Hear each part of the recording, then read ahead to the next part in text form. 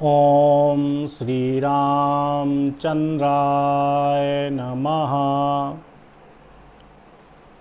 प्रभु श्री रामचंद्र को कोटि कोटि प्रणाम।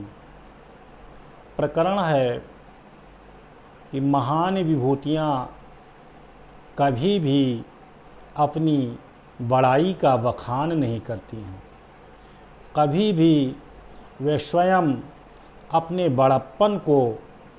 अपने बड़प्पन का वर्णन नहीं करते हैं कि मैं इतना शक्तिशाली, इतना पौरुष वाला व्यक्ति हूँ। वो सदैव अपने को लघु रूप में प्रस्तुत करते हैं। इसी से संबंधित रामचरितमानस का एक प्रकरण है हनुमान जी महाराज का, जो स्वयं जितेंद्रिय हैं और अतुलनीय बल के केंद्र हैं तथा जो बुद्धिमान हैं उनमें अग्रणी हैं और भगवान श्री राम के परम भक्त हैं। इस प्रकार के गुणों वाले, इस प्रकार के परम भक्त तपस्वी सिद्ध जो स्वयं रुद्रावतार हैं, ऐसे हनुमान जी महाराज अपने को कितने लघु रूप में प्रस्तुत कर रहे हैं, अपने को कितना छोटे रूप में प्रस्तुत कर रहे हैं। गोस्वामी तुलसीदास जी ने रामचरितमानस में इसका किस प्रकार से उदाहरण दिया है कि हमारे परम भक्त हनुमान जी महाराज इतने शक्तिशाली होते हुए, इतने तपस्वी, ब्रह्मचर्य, अतीन्द्रिय, जितेंद्रिय होते हुए भी अपने को किस प्रकार से एक छोटे से छोटे व्यक्ति के रूप में वर्णित करते हैं। जब हनुमान जी विभीषण से मिलते हैं और विभीषण कहता है कि जो रघुवीर अनुग्रह कीन्हा तो तुम मोहि दरसु हठ दीन्हा। सुनहु विभीषण प्रभु कई रीति करहि सदा सेवक पर प्रीति। विभीषण कहता है कि प्रभु श्री राम ने हम पर अनुग्रह किया है, हम पर कृपा किया है, तभी आपने हठपूर्वक, प्रयासपूर्वक आकर के हमको दर्शन दिया है। विभीषण के द्वारा ऐसा कहने पर हनुमान जी कहते हैं कि हे सखा, ये प्रभु की रीति है कि वो हमेशा सेवकों के प्रति, अपने भक्तों के प्रति प्रेम करते हैं, उनसे सदा स्नेह बनाए रखते हैं। इसमें हमारा कोई महत्वपूर्ण स्थान नहीं है। मैं तो बहुत लघु व्यक्ति हूँ, मैं तो बहुत छोटा व्यक्ति हूँ।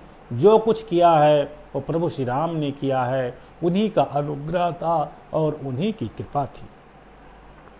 हनुमान जी कहते हैं कि हे सखा विभीषण, कहूँ कवनो मैं परम कुलीना कपि चंचल सबहि विधिहीना। हे मित्र, मैं कौन सा बड़ा कुलीन हूँ, मैं कौन से बहुत उच्च कुल में जन्म लिया हुआ व्यक्ति हूँ। मैं जाति से भी कपि हूँ तथा स्वभाव से भी चंचल हूँ। सबही विधिहीना, अर्थात मैं सभी प्रकार से हीन हूँ। किसी भी प्रकार से मैं अत्यधिक उत्तम नहीं हूँ। इसलिए मैं जो आपको जो हम दर्शन दिया हमने, ये श्री राम की कृपा है, इसमें कोई हमारा योगदान नहीं है। हनुमान जी कहते हैं कि सबही विधहीना, अर्थात सभी प्रकार से मैं हीन हूँ, किसी भी प्रकार से मैं उच्च नहीं हूँ, उत्तम नहीं हूँ।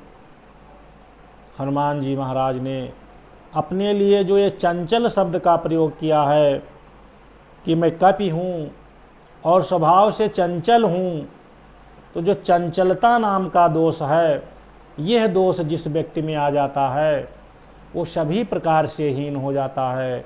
तो हम में चंचलता नाम का दोष है, इसलिए मैं सब प्रकार से हीन हो गया हूँ। क्योंकि जिसमें चंचलता आ जाती है वो ना ज्ञान को प्राप्त कर पाता है और ना वो अच्छे कर्म कर पाता है और ना वो उपासना कर पाता है। तो ज्ञान कर्म उपासना तीनों के मैं पात्र नहीं रह गया हूँ। इस प्रकार से मैं सब प्रकार से हीन हूँ। हे विभीषण, मैं किसी प्रकार से उत्तम नहीं हूँ। मैं इस कार्य में जो भी योगदान है, जो भी कृपा है, वो प्रभु श्री राम की है, जो अतीन्द्रिय हैं, अतुलित बलधाम के केंद्र हैं।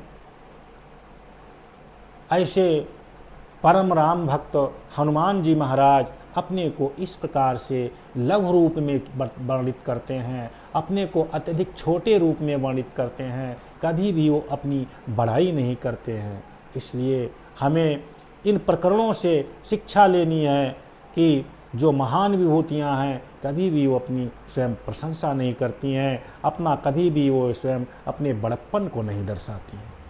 पुनः हनुमान जी महाराज कहते हैं कि हे विभीषण, कि प्रात ले जो नामो हमारा, ता दीन ताही न मिलए आहारा। हे सखा, मैं इतना अधम हूँ, मैं इतना निम्न प्राणी हूँ कि प्रातः काल जो हमारा नाम ले लेता है, प्रातः काल जो मेरा स्मरण कर लेता है, उस दिन उस व्यक्ति को भोजन की प्राप्ति नहीं होती है। इतना मैं निकृष्ट व्यक्ति हूँ, इतना अधम व्यक्ति हूँ। परम भक्त, रुद्रावतार, जितेंद्रिय, ज्ञानियों में अग्रणी, अतुलित बलधाम हनुमान जी महाराज इस प्रकार से विभीषण के सम्मुख अपने को छोटे रूप में वर्णित करते हैं। अपना चित्रण, अपना वर्णन अत्यधिक छोटे रूप में, निम्न रूप में करते हैं। हनुमान जी महाराज इतने शक्तिशाली, जितेंद्रिय होते हुए इतने उदार हैं। पुनः दूसरे प्रसंग में जब पवन पुत्र प्रभु श्री राम के पास पहुँचते हैं, भगवान श्री राम कहते हैं कि हे हनुमान, बताओ, इतनी सुरक्षित लंका को जो अभेद्य है चारों ओर से, जिसमें किसी प्रकार से प्रवेश नहीं किया जा सकता है, वहाँ आपने कैसे प्रवेश किया? वहाँ आपने उस सोने की लंका को किस प्रकार से आपने जलाया? पवन पुत्र, आप बताएं।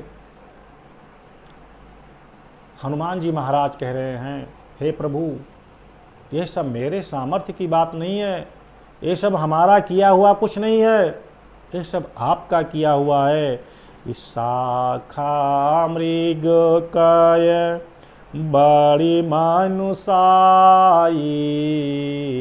शाखा ते शाखा पर जाई, शाखा ते शाखा पर जाई। हे प्रभु, मैं तो शाखा मृग हूँ, मैं शाखाओं पर विचरण करने वाला मृग हूँ, अर्थात जाति से बंदर हूँ। और यदि हमारी बहुत ज़्यादा अधिक से अधिक बड़ाई होगी, अधिक से अधिक मेरी शक्ति होगी, तो मैं एक शाखा से दूसरे शाखा पर विचरण कर सकता हूँ। इसके अतिरिक्त मैं कुछ करने में समर्थ ही नहीं हूँ। हे प्रभु, जो इस समुद्र को नाघी सिंधु हाटक पुरजारा, निश्चर गण विधि विपिन उजारा। हे प्रभु, हमने समुद्र को लांघ करके जो सोने की लंका को जलाया है और निशाचरों के समूह को नष्ट किया है और उसके उद्यान को नष्ट किया है, हे हरि, इसमें हमारा कुछ योगदान नहीं है, इसमें हमारा लेश मात्र भी योगदान नहीं है। सो शव तब प्रताप रघुराई, अनाथ न कछु मोरी प्रभुताई। हनुमान जी कहते हैं कि हे प्रभु, यह सब आपके प्रताप से हुआ है। हे रघुकुल शिरोमणि, ये जो कार्य हुआ है ये सब आपके प्रताप से हुआ है, आपकी कृपा से हुआ है, इसमें हमारा कुछ योगदान नहीं है, इसमें हमारा लेश मात्र भी योगदान नहीं है, ये सब आपकी कृपा से हुआ है, इसके श्रेय आप हैं। इस प्रकार से हम देखते हैं कि जो जितेंद्रिय हैं, अतुलित बलधाम के केंद्र हैं, ज्ञानियों में अग्रगणी हैं, मारुत तुल्य जिनका वेग है, भगवान श्री राम के परम भक्त हैं, ऐसे अलौकिक अद्वितीय शक्ति वाले हनुमान जी महाराज इतने बड़े कार्य को संपन्न करने के बाद भी उसके श्रेय को स्वयं नहीं ले रहे हैं, ना ही किसी भी प्रकार से अपनी प्रभुता को, अपनी बड़ाई को कह रहे हैं। यह महान विभूतियों के यही लक्षण हैं कि कभी भी वो अपनी बड़ाई को, कभी भी वो अपने बड़प्पन को किसी के दूसरे के सम्मुख प्रस्तुत नहीं करते हैं। बोलिए हनुमान जी महाराज की जय।